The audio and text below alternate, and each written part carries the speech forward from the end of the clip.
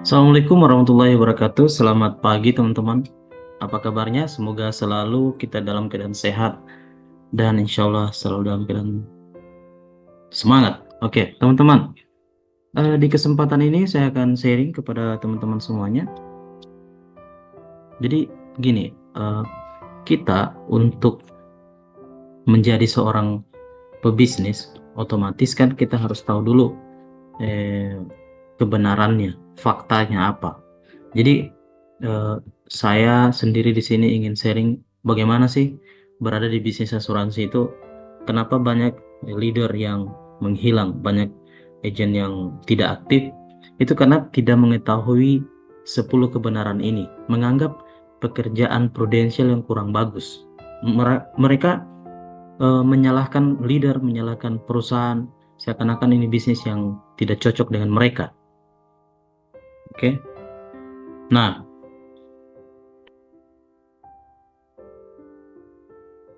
kita kita akan dengarkan, lihat ada 10 kebenaran ya dalam bisnis di Prudential. Jadi yang nomor satu adalah bisnis di asuransi itu sama seperti bisnis atau karir lainnya. Nah, jika Anda ingin sukses, Anda harus fokus dan meluangkan waktu dan tenaga gitu. Kalau ada yang mengatakan kamu bisa santai dan mudah serta tetap berhasil di bisnis Prudential, jangan kamu percaya. Itu pertama. Jadi untuk sukses itu kita harus fokus dan meluangkan waktu dan tenaga. Jadi bukan berarti umpama teman-teman sudah di bisnis prudensial, bisnis asuransi menganggap bahwa ini, oh saya pasti sukses di sini. Ini bisnis sama seperti bisnis lainnya, gitu. Kita perlu berusaha di sini, perlu memberikan tenaga kita dan waktu kita untuk fokus di bisnis ini, begitu. Tidak bisa kita berharap ini terjadi eh, secara otomatis kita bisa sukses tanpa kita berusaha seperti menjalankan bisnis yang lain gitu. Jadi dimanapun bisnis itu pasti membutuhkan waktu, tenaga, dan fokus gitu. Jadi kita harus lakukan hal yang sama juga di bisnis asuransi gitu. Yang nomor dua adalah penolakan adalah hal yang normal dan bagian dan hadiah dari permainan. Jadi banyak kan bilang saya menaruhkan asuransi ditolak. Nah, ini kan memang bagian dari eh, ya ini itu hal yang normal. Penolakan itu bukan hal yang menjadi aib dalam bisnis. Itu memang sudah normal. Apapun kita tawari orang, ya pasti ada. Tidak selalu kita diterima, pasti juga ditolak. Gitu. Ini adalah bagian dan hadiah dari permainan bisnis.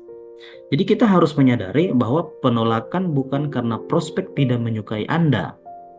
Jadi kalau kita tawari contoh bisnis asuransi atau produk Pro Anugrah, bukan karena dia tidak suka kita, bukan, ya. Ini masalahnya bukan ke diri kita. Hal itu berarti mereka membutuhkan tambahan informasi sebenarnya. Mereka butuh tambahan informasi. Meskipun pada akhirnya mereka memutuskan untuk menolak proposal kita, mereka hanya menolak konsep, bukan menolak kita sebagai agent. Kan kita menawarkan konsepnya. Mereka bukan menolak kita gitu. Yang ketiga, bahkan agen yang paling sukses di dunia ini pun itu menghadapi penolakan. Jadi jangan berpikir bahwa agen yang hebat, leader itu tidak pernah menghadapi penolakan. Agensi direktur, bahkan posisi sehebat apapun dia pasti mengalami juga penolakan. Tidak semua akan membeli dari kita. Bagaimana baiknya kita menjelaskan, sehebat apapun kita jelaskan program, kita junjung tinggi semangat. Kenyataannya penolakan yang dihadapi dalam bisnis lain bisa lebih dari kita. Bisnis lain pun juga mengalami penolakan.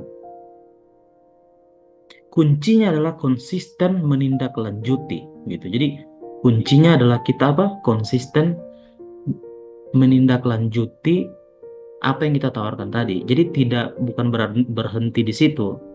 Artinya kita perlu follow up gitu. Karena orang-orang itu sebenarnya butuh informasi lebih lanjut.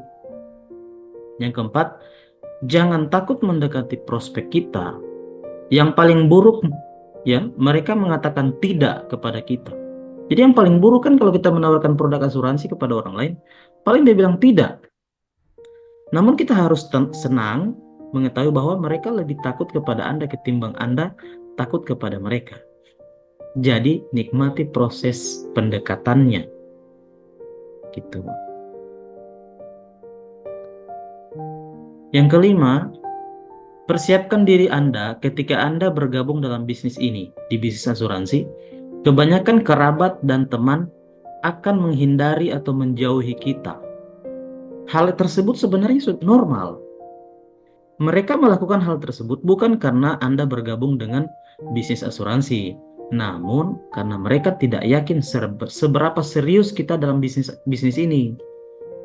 Gitu. Jadi mereka menjauhi kita itu karena mereka merasa kita itu main-main, belum serius. Kayak apakah betul dia mau sukses di asuransi? Nah, jika kita dapat membuktikannya, kita bisa membuktikan kepada mereka bahwa kita akan menjadi agen yang profesional dan jangka panjang di bisnis asuransi. Selanjutnya mereka akan kembali lagi kepada kita. Saya ingat juga dulu saya waktu pertama kali mau join di asuransi, waktu saya kuliah, saya berhenti kuliah, itu banyak sekali dosen-dosen saya mengatakan kenapa, ya kan? Tapi sekarang kenyataannya kan mereka justru mengakui apa yang saya sudah lakukan, gitu. Jadi itu wajar teman-teman, wajar. Nomor 6, pelanggan jarang sekali datang ke kantor. Itu sudah untuk membeli asuransi jiwa. Jadi nasabah itu tidak akan pernah ke kantor cari kita untuk masuk asuransi. Setelah lebih dari 200 tahun bahkan, asuransi tetap diperlukan untuk dijual. Jadi Anda harus menyiapkan diri untuk keluar dan bertemu prospek setiap hari.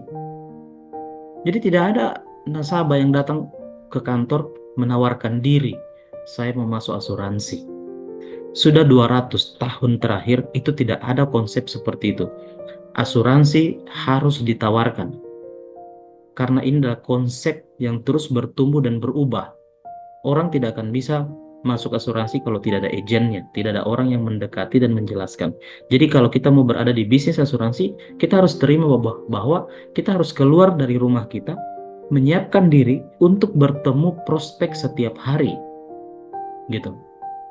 Yang ketujuh, penjualan asuransi jiwa sama seperti bisnis lainnya. Pendapatan Anda berbanding lurus dengan produktivitas Anda. Jadi selalu fokus pada aktivitas yang berkaitan dengan aktivitas. Jadi bukan berarti kita jadi pebisnis di asuransi terus kita langsung sukses atau langsung penghasilan besar. Jadi sama seperti bisnis yang lain. Kalau mau sukses ya harus beraktivitas. Coba teman-teman buka toko terus tokonya ditutup. Kan tidak akan ada juga aktivitas, tidak akan ada juga penghasilan kan? Jadi ini sama dengan bisnis lainnya. Kalau tidak ada aktivitas, hasilnya juga tidak ada. Gitu. Yang kedelapan, sangat wajar Anda tidak muncul untuk janji temu. Mereka melakukan ini bukan karena sangat wajar jika nasabah atau kita umpama buat janji temu, terus nasabahnya tidak bisa ketemu kita, itu sangat wajar. Mereka melakukan ini bukan karena mereka mengabaikan kita, namun karena mereka masih belum menyadari pentingnya asuransi jiwa untuk dirinya dan keluarganya. Sadarilah bahwa sebagai agen yang baik, Anda tidak memerlukan 500 polis dalam setahun. Kenyataannya jika kita berproduksi 50 atau 100 polis saja setahun, itu sudah sangat luar biasa. Kita sudah MDRT. Kita sudah bisa double star club. Jadi kita tidak butuh nasabah 1000 nasabah, 500 nasabah.